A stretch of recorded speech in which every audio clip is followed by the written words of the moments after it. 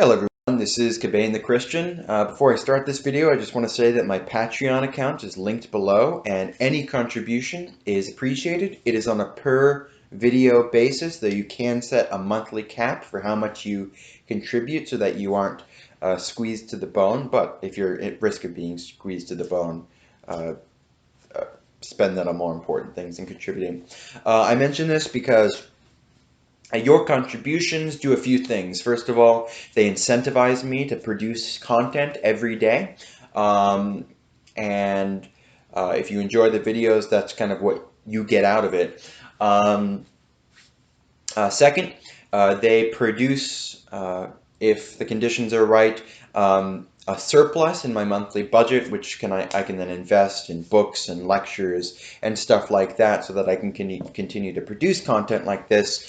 And third, they're upping my rent this summer, so the money's very helpful for me in that respect. But of course, if you are in any kind of monetary crunch, don't even think about contributing. I appreciate everyone who just views the videos. Okay, anyway, today I want to talk a bit about Gentiles in the Old Testament, and indeed in the Old Covenant. This is a very common question. People say, well, Jesus comes, there's the Great Commission, the gospel goes to the Gentiles. What about Gentiles in the Old Testament? Was God doing anything with them in the Old Testament? Others have the mistaken impression that somehow the religion of Israel under the Old Covenant was an ethnocentric religion, that it was focused on blood descent to the exclusion of the Gentiles, and that Paul and possibly Jesus, depending on how theologically conservative you are, really fundamentally altered that to make it more universalistic. Because that's what Peter Enns says, for example. But that is absolutely wrong, and it's absolutely wrong in a few respects. But I want to kind of start at the beginning of the Bible, and we won't go in detail through the whole thing, but I do want to lay a foundation here with the Noahic Covenant. Now, of course, in Genesis chapter 1, God creates the world. On the sixth day, he puts his image, man, in control over it. He commands him to exercise dominion, and he also commands him to glorify the world. That is, to take the raw material of the world and transfigure it with his mind, which is in the image of God, into something better, into something more beautiful. So he tells Adam to subdue or conquer the world, to extend his dominion beyond the borders of Eden to all the lands round about. And this is a covenant which God makes with Adam. In the Bible, a covenant is just a way of referring to God's mode of relating with man, and indeed of man's mode of relating to another man. So if you have a particular relationship with a person, there are certain expectations, there are certain things which come out of that relationship, and there are certain ways to provide for the continuity of that relationship, whether it's with your spouse, or whether it's with your boss, or whether it's with your employees, or whether it's with your kids, or whether it is with God. That relationship has those features, and in the Bible those features are described as a covenant. This is a contract of sorts that God has with humanity. Now, God's covenant with Adam was, Adam was expected as the image of God to manifest God's properties and to use his mind to creatively rework the world. In the context of Genesis 1, Adam is called the image of God. Well, what does that mean if all you know is Genesis 1? It means that you're going to form, you're going to fill, you're going to brighten the world, and you're going to name it. And that's what we see Adam doing in Genesis 2. Adam sees the animals, he discerns their nature because he has a mind which is rational after the image of the Logos, and he's able to give it exactly the name that it warrants. He understands its nature and thereby is able to name it. And that's essentially the term of the covenant that God has with Adam. Adam is God's son. You see that in Genesis 5, 1-2, where the birth of Seth from Adam is described in the same language that the creation of Adam by God is described. So in Luke, Adam is called the Son of God. The image of God entails being the Son of God. So there's that covenantal relationship there. The expectation is that Adam will not eat of the tree of kingship, will not eat of the tree of knowledge immediately, but he will wait, He will go to the tree of life first, thereby acknowledging that all life comes from God and God alone, before God exalts him to eat of the tree of knowledge. He breaks the term of the covenant. The penalty, as with the larger covenant in the Old Testament, is exile, and there we go from there. Now, as we go through Genesis 1 to 11, there's no particular priestly line apart from the line of Seth. So Seth's line is preferred over Cain's line for obvious reasons, and the chronology of the creation is traced through Seth's line because it's a holy line until we get to Genesis chapter 6. Genesis chapter 6, God announces the flood to Noah. Flood happens, and then we get to Genesis 9, where God makes another covenant with Noah, the sign of which is the rainbow. Now I mention this because the Noahic Covenant is foundational for how we're going to understand God's relationship with the Gentiles. The Noahic Covenant is fundamentally a renewal of the covenant that God made with Adam, but there's something else which happens. Just as Adam was supposed to wait to eat of the tree of knowledge and be exalted to kingship, so Noah did wait. Noah did exactly as God instructed him, and that phrase is used over and over again in Genesis 6. He did exactly as God told him. This is what Adam didn't do. This is what Noah did. He waited. He was humble. He was faithful. And then the world was put to death, and out of the waters of the flood, it was resurrected, and the waters of the flood destroyed all of humanity except for Noah's family. But the same waters which destroyed humanity exalted Noah's family to the top of the mountain. The same fire that glorifies you in heaven is the fire which burns the unrighteous in hell. That principle is deeply, deeply biblical. And so God says to Noah this: every moving thing that lives shall be food for you. As I gave you the green plants, I give you everything. Now, I don't want to get into at the moment how this would relate to the world if it existed before the fall. I don't actually think we would eat meat from dead animals if there had been no fall.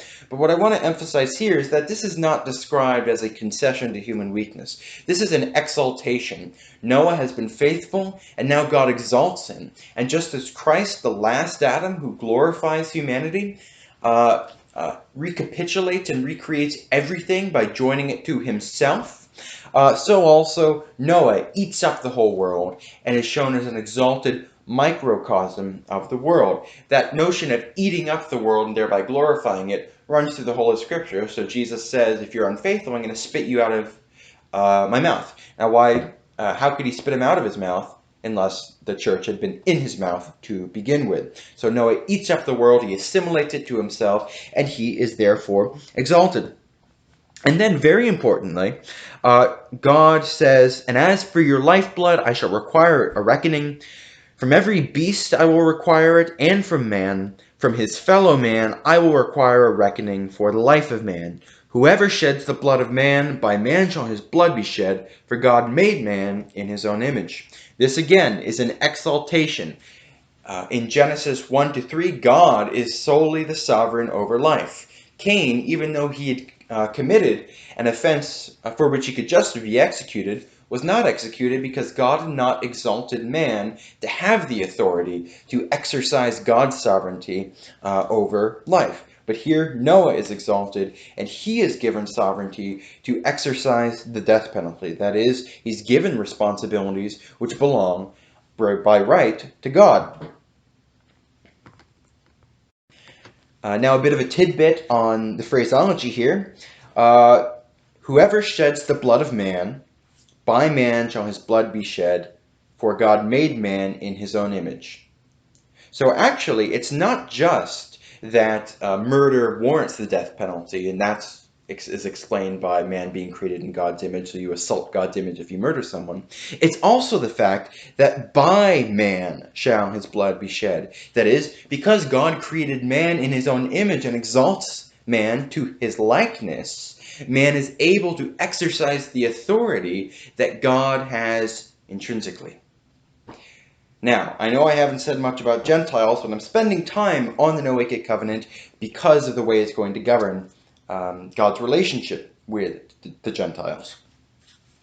Now, immediately before God cuts this covenant with Noah, Noah builds an altar, and he offers every clean animal that was on the ark, or a portion of every clean animal that was on the ark, to the Lord in an olah, or an ascension offering. Remember what I said, the ark ascends the mountain of God, just as the rest of the world was destroyed.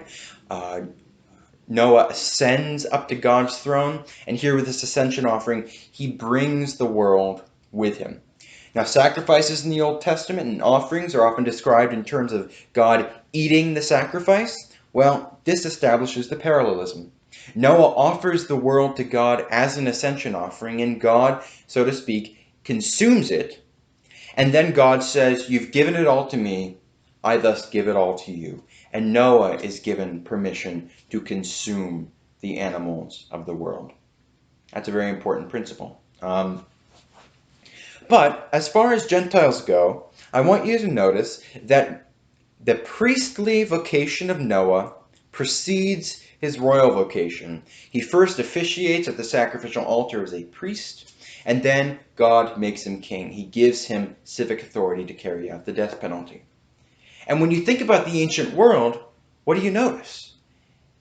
In nearly every society, the head of state is the head of cult. In Egypt, Pharaoh presides over the national sacrificial rituals, and he's also the king of Egypt. If you go to ancient America, the head of the Maya and the Aztec empires, and I know Aztecs come after the biblical period, but it's still descended from the same culture, they're the head of state, they're also the head of cult. The high priest is the king. And this is true pretty much wherever you go in the ancient world. Now, according to Israel's covenant, there is a high priest and there is a civil authority. After David, it's a king. So there's a priest and there's a king, and those offices are distinguished. And indeed, in the new covenant, those offices are distinguished as far as the church goes. So in our canonical tradition in the Orthodox Church, you can't be a civil magistrate if you're also a priest. That's rooted in that feature of Israel's covenant. But for Noah, it's different. Noah officiates as priest, then Noah becomes king. And what this tells us is that the Noahic covenant is not merely a common grace covenant, as some people would say. Well, this is where God just guarantees the normal functioning of the world. The Noahic covenant is a renewal of the covenant God made with Adam. Because in chapter 9, verse 7, God says, "And you be fruitful and multiply, increase greatly on the earth, and multiply in it." Then God said to Noah and his sons with him, "Behold, I establish my covenant with you and your offspring after you, and with every living creature that is with you." So God renews the covenant that he made with Adam. He exalts Noah, so the covenant is taken to a new stage that it hadn't been before. And through Noah, he makes a covenant with the whole creation. That is, he cuts the covenant with every animal that is with you. And so we cannot simply see the Noahic covenant as a guarantee of the normal functioning of the world. No, this is an essential part of salvation history. The Old Covenant is not merely the covenant that was made at Sinai. The great dichotomy in world history is the Old Covenant that God cut with Adam and the New Covenant that he cut with Christ. Even if Adam had not fallen, man still had to spiritually mature, and there are certain terms that govern the relationship of a child with his parents that change when the child becomes a grown child. That relationship is different. And that's the difference between the Old Covenant and the New Covenant. Now, if we understand this correctly, what we see is that the Noahic Covenant is simply the form that the Old Covenant took at this point in history. The Noahic Covenant is the Old Covenant. But what about the covenant God made with Abraham and with Moses at Sinai? Well, if you look at the way that God works in biblical history, and indeed in real history, what he does is he divides things and then he puts them back together in glorified form. That's what happens in the sacrificial system. You have to separate the pieces of an animal. They're divided, but then you burn them all up, and they go up in one cloud of smoke. That's what God did with Adam. He took a piece of Adam, he divided Adam, And then he put Adam and that piece back together, but it wasn't just a rib this time, it was a woman, and Adam was glorified. If you look at Genesis chapter 15, when God cuts the Abrahamic covenant, what does Abraham see? He sees God's glory passing through the pieces of the animals that he had divided. Abraham had divided those animals, but then God's glory came and he stitched them back together, but in a renewed and glorified form. Well, this is what happens with the Old Covenant. There's one covenant here, one covenant governing one human family. That is the whole world. But in Genesis 12, God does what God does, and he divides the human family. And throughout the Old Testament, there are going to be Jews or Israelites or Hebrews, and there are going to be Gentiles. So the Noahic Covenant is the Old Covenant as it related to the Gentiles. This wasn't merely a common grace covenant. Gentiles could worship under this covenant. They could come into God's presence through this covenant. God would look kindly on them through this covenant. And for Israel, for the Hebrews, the covenant that God made at Mount Sinai would govern their relationship.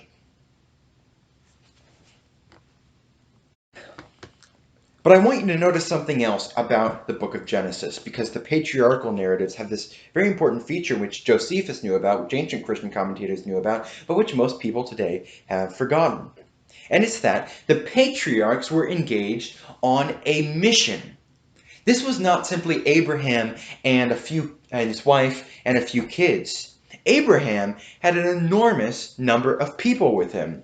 Genesis 14, we're told that he had 318 fighting men. So imagine how many people he had in general, when you include those who were not in his private army, when you include their wives, and when you include their children. Probably, at a conservative estimate, it's about 3,000 people. That's why in Genesis 12, when Abraham goes down to Egypt, Pharaoh wants to see him. The king of Egypt doesn't specifically request a family of no-name nomads. But where was Abraham getting all these people? Well, Genesis chapter 12 refers to souls that Abram made in Haran.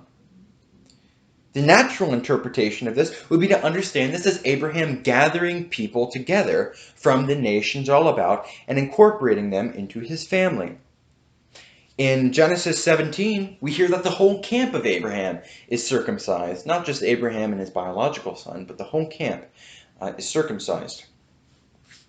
And this is a process which continues throughout the book of Genesis. Abram makes a covenant with Abimelech in, I believe it's Genesis. Genesis 21. And Abimelech says to Abraham, "God is with you in all that you do. Now therefore swear to me here by God that you will not deal falsely for me, or with my descendants, or with my posterity, but as I have dealt kindly with you, so you will deal with me, and with the land where you have sojourned." This is someone who fears God. He knows who God is, and he relates to Abraham on those terms. Most people are familiar with Melchizedek in Genesis 14. I've talked about Melchizedek before. I think he's Shem. I think he's the son of Noah, but that's not essential to the argument I'm going to make right now.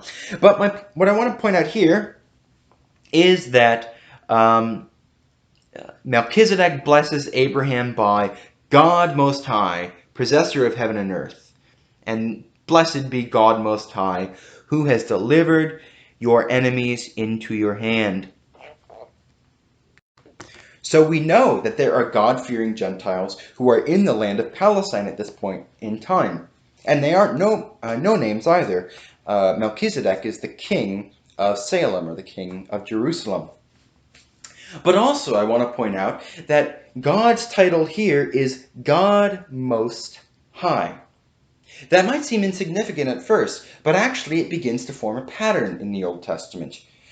In Ezra and Nehemiah, the Gentile kings, who, by the way, fear God, call God the God of heaven.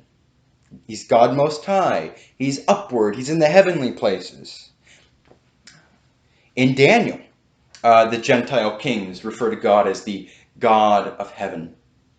In Revelation 11, Gentile converts who convert after the earthquake in Jerusalem, it's not a literal earthquake, I can talk about it some other time, they confess belief in the God of heaven.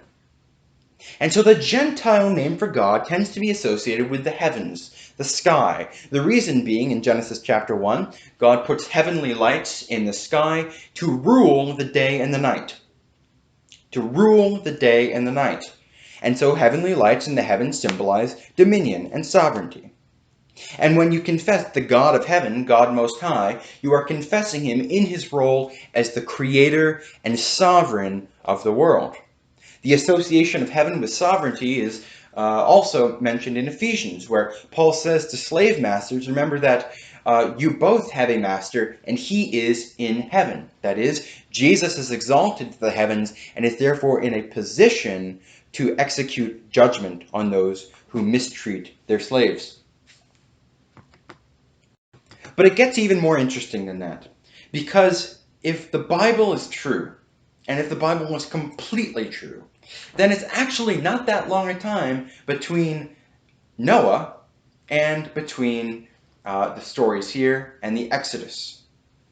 We should expect other peoples to know of God. We should expect to find that anthropologically and historically. And indeed, this is a frequent question people get. Well, why did God only reveal himself to the children of Abraham? Let's admit that God cared for these other Gentiles, and maybe he even dealt kindly with Gentiles in the biblical history. But what about the Gentiles who were in ancient America? What about the Gentiles who were in China? And so on and so forth.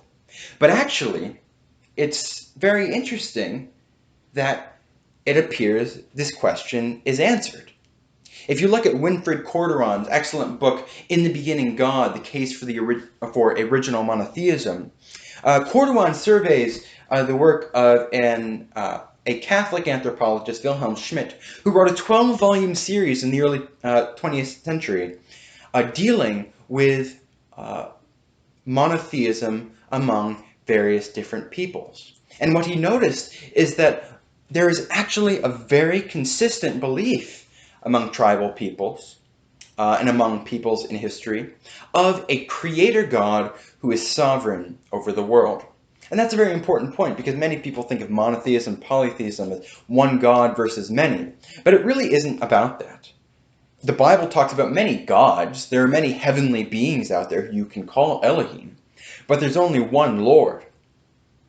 And what that means is that there is only one person who is completely and utterly sovereign over the creation. He created it alone. He needed no help.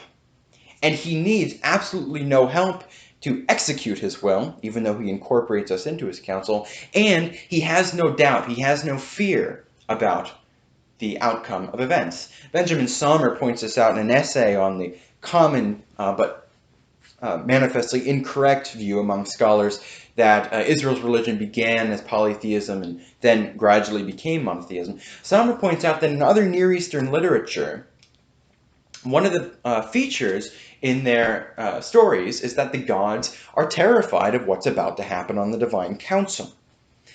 They don't know what's going to happen. Perhaps someone else will outsmart them. You have to destroy all these people in a flood, because that's how you try to overcome them. But Utnapishtim, he survived the flood, and they couldn't do anything about it. But the Bible says nothing about this with respect to God. God is utterly and completely sovereign over the world. He is the creator who created it of his own will, of his own power, and he's the sovereign. He rules it with complete power. He can do whatever he wishes in terms of his power. So if a people believes in a God like that, who created the world and who is utterly sovereign over them, even if they believe or even worship other heavenly beings whom they call gods, we can justly call them a monotheistic people. And when we look at other ancient cultures, this is everywhere.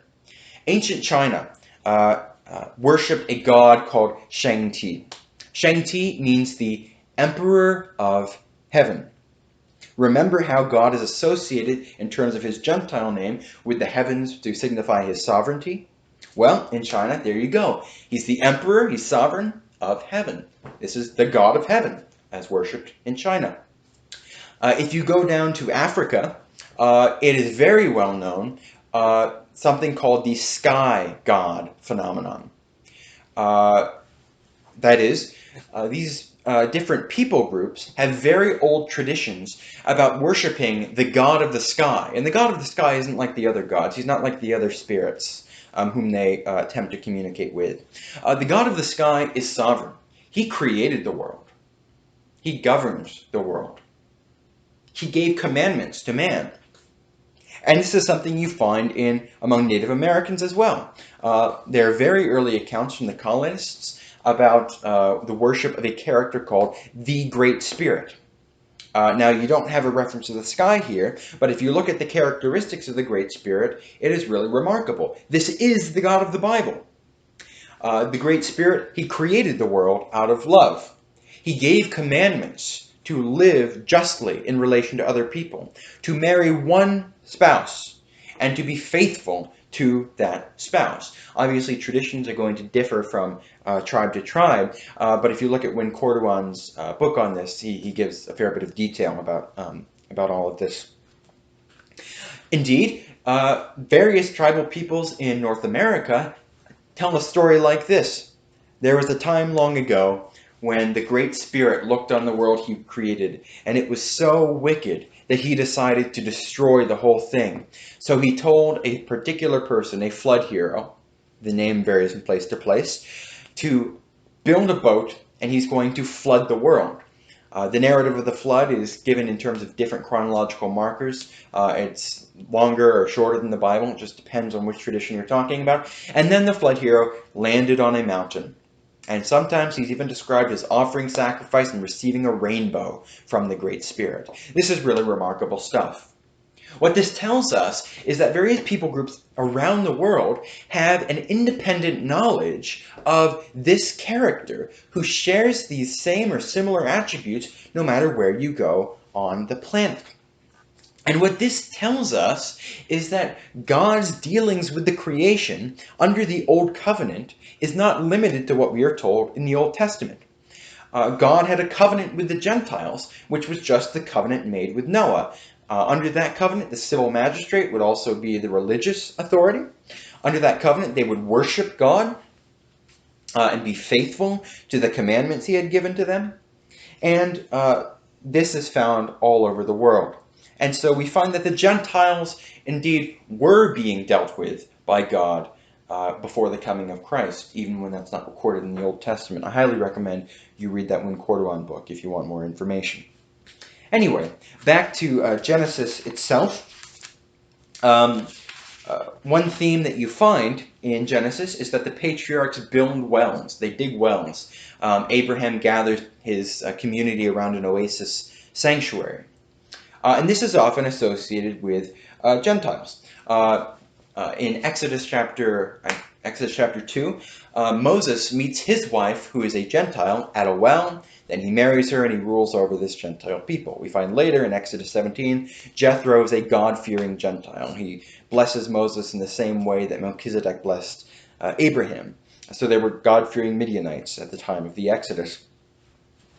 Now, the reason that these wells are associated with Gentiles is because in Genesis 2, you have a spring of water at the top of Mount Eden. That spring creates a river, which then flows down the mountain and then divides into 4 rivers which go to the ends of the earth. In Genesis 10, you have the table of nations, where we are told over and over again the nations were divided. The last time that word was used is in Genesis 2. And in Genesis 2, the division of the rivers help mark out borderlands in the outlying lands, each of them which has different natural resources. Some of them have precious metals, some of them are useful for food, and so on. And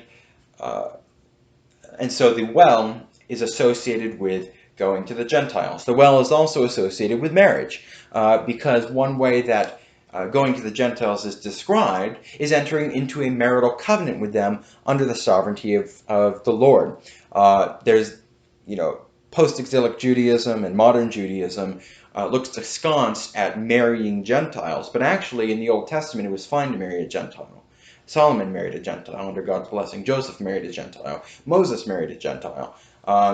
His first wife was a Gentile, and then presumably after she died, his second wife was a Gentile. What matters is that they fear God, not whether they're Israelite or Gentile. So the fact that the patriarchs build these wells and gather people to worship at these oasis sanctuaries is a sign of their mission to the Gentiles. In the narrative of Isaac, we're told a story about him trying to build a well multiple times, and then the Philistines kept stopping it up. But when he finally built that well, he was able to reap a great harvest and sit down and eat a festival meal with these Gentile, now God-fearing Gentiles. And remember what I just said about marriage. Marriages are associated with meals. Why? Because in marriage, the man and the woman become one flesh, and you are what you eat. So when you eat a meal, you are joined, symbolically speaking, with those who are eating with you. I don't have time to prove that in detail right now, but it is a theme that is found throughout the scriptures. Eucharist, marriage supper of the Lamb, right? We're joined not only with Christ in the Eucharist, we are joined with one another because we are all eating at a common table. Then after this narrative, we get to Jacob's life, and the one story I really want to point you towards is, I'm going to mention Esau real quick. Okay, so the story of Esau. Esau persecutes Jacob. Jacob is faithful. His deception is not a sin. We've seen many examples of holy deception. Esau marries Canaanite women. Those Canaanite women are wicked. They drive mom and dad nuts. Eventually, Esau is so angry that Jacob has to flee. Esau, like Cain, wants to kill his brother.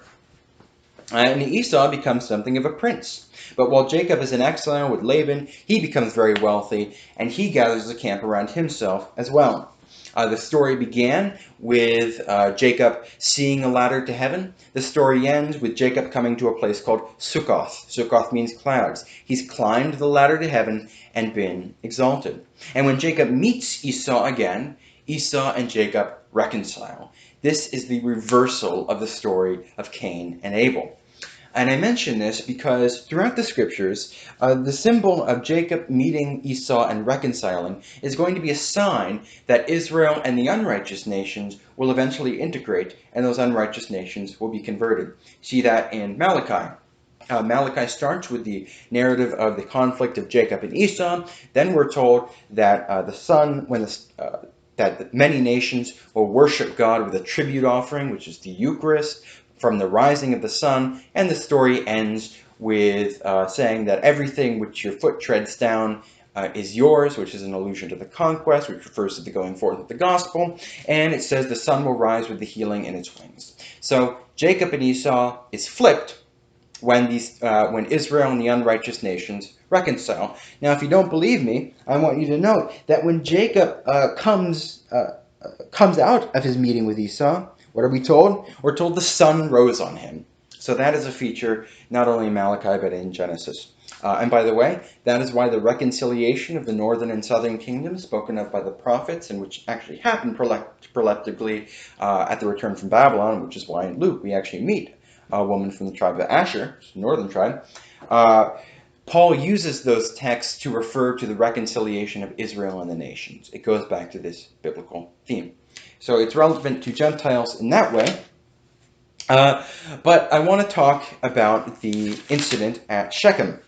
Now, the Shechemites were people whom Jacob was engaged with. He was negotiating with them. One of their princes wished to marry one of his daughters. But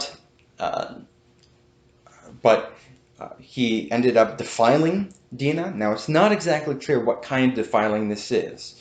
I'm not saying it wasn't rape, it may well have been, but there's also it's also possible to read this in terms of they just slept with each other before marriage, which is defiling. So that happens, and a marriage covenant is negotiated between the two of them. Their people is going to be joined with Jacob's people. Remember what I said, marriage and evangelization. Those are two things which are deeply associated in the scriptures. And so all of the people of Shechem circumcised themselves. That's another sign they are being joined with the family of Jacob. Well, Simeon and Levi, who are two of Jacob's eldest sons, they go and they kill all of the men of Shechem to take vengeance on them.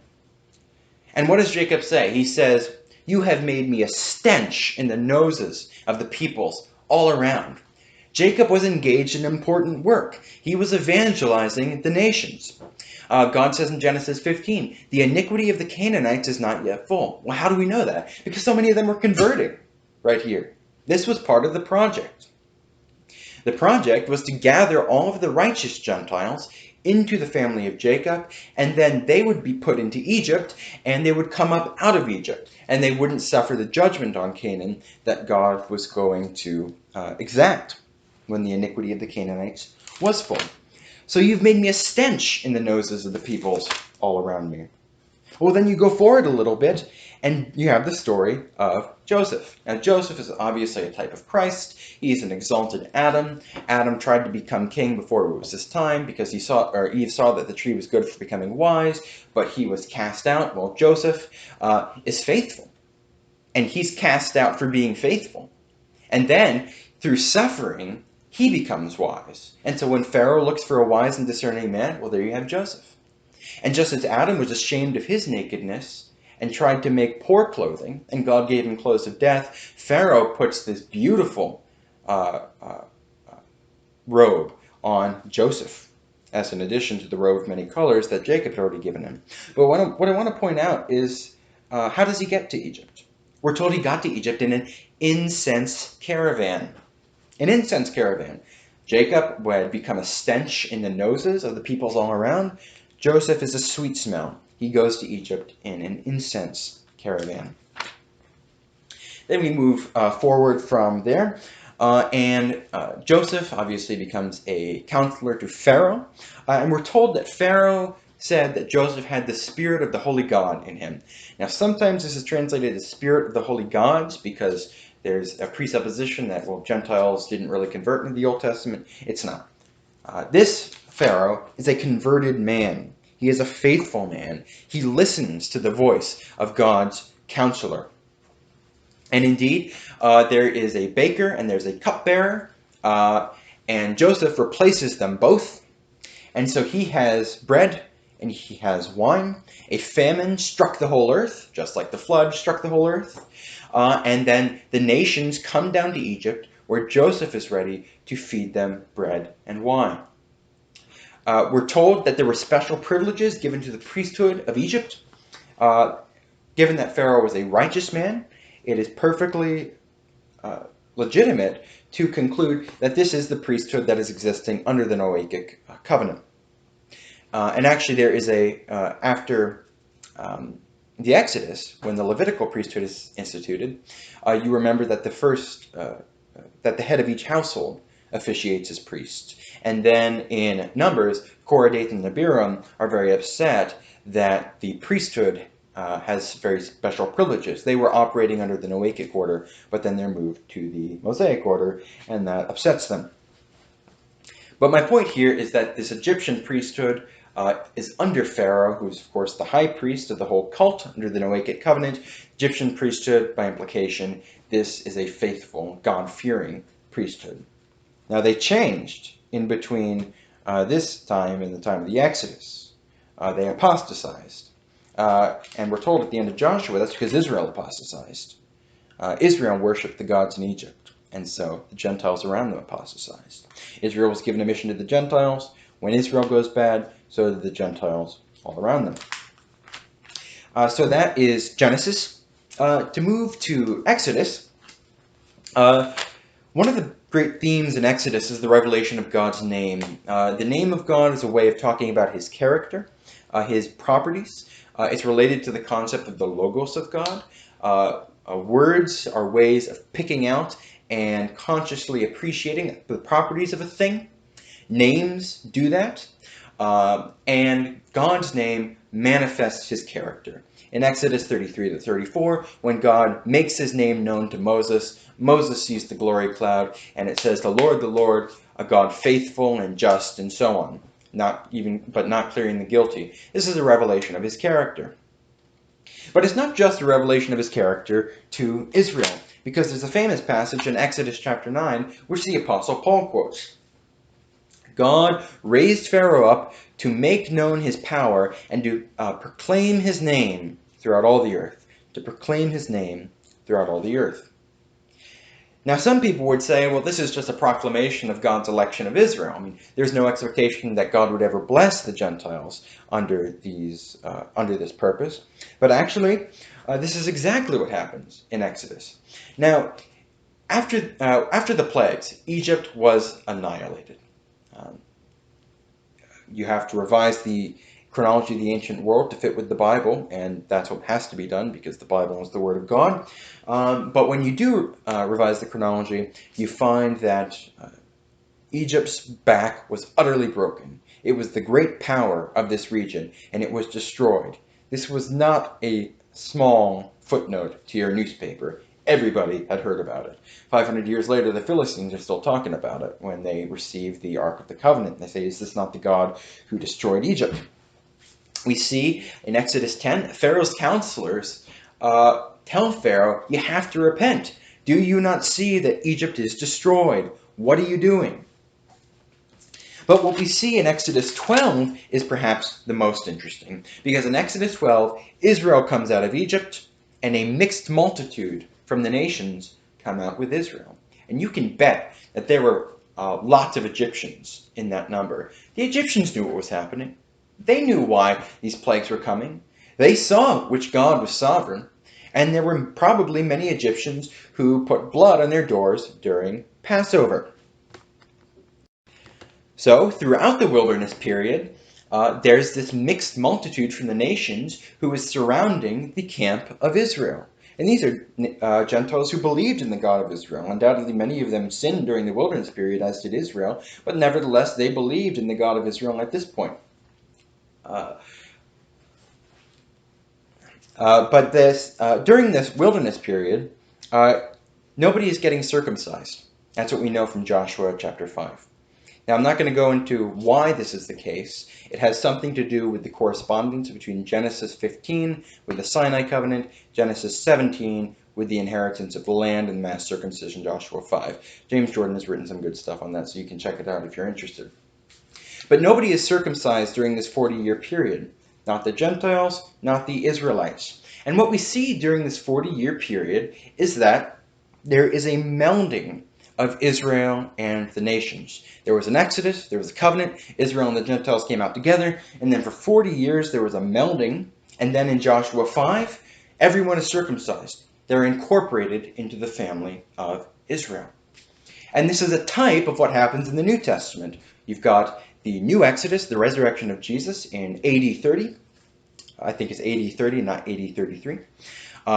There are God-fearing Gentiles in the land as well as Jews. They are both baptized into the new covenant, but there's still a distinction between Jew and Gentile for this 40-year period.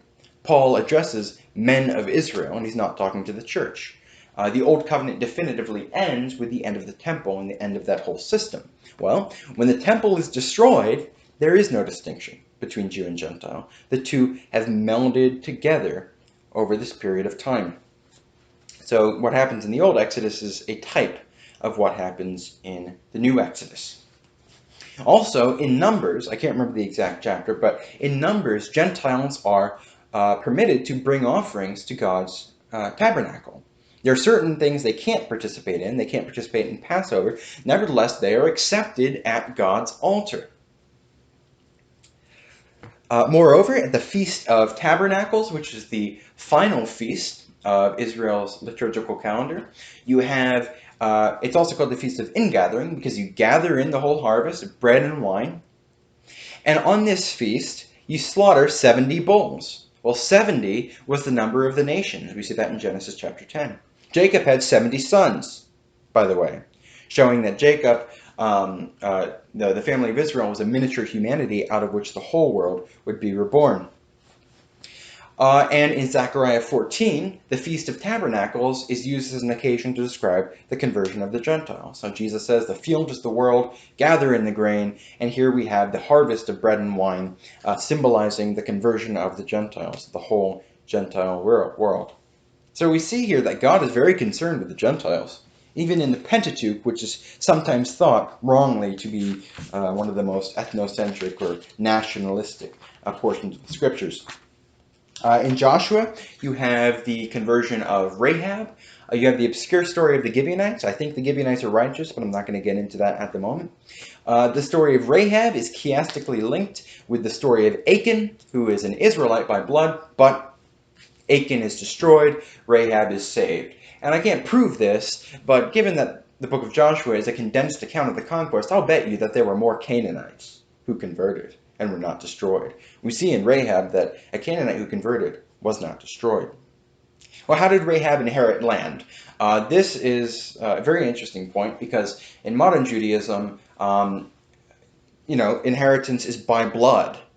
It's a matter of blood. Which parent were you born from, and so on and so forth. The rules to me aren't that clear. I mean, this is just because of a lack of knowledge, because they say that your tribal status comes from your father, but your Jewish identity comes from your mother. Well, so what if you don't have a Jewish father, but you have a Jewish mother? I mean, are you a person without a tribal identity? And then you don't have an inheritance because land is allocated by tribe? I don't understand that, but that's probably my fault. Also in the stories of the Pentateuch, I know I'm kind of going all over the place here because I'm doing it as it's coming to mind. You have Caleb. Caleb and Joshua are the two spies who are faithful. Well, Caleb is a Kenizzite. He's actually a Gentile by birth. Joshua is an Israelite. But interestingly, Caleb is described as a member of the tribe of Judah. I hope I'm getting these names right. A member of the tribe of Judah. So what this tells us is that Gentiles who are God-fearing could be incorporated into the family of Israel when they were adopted into a specific family line. And what this tells us is that the covenant in the Old Testament isn't about blood. It is about faith. You could be adopted into the family of Israel. You didn't have to have a drop of Israelite blood. There were probably 10,000 in Jacob's camp, and they all went down to Egypt, and they all are the ancestors of the people who came out of Egypt.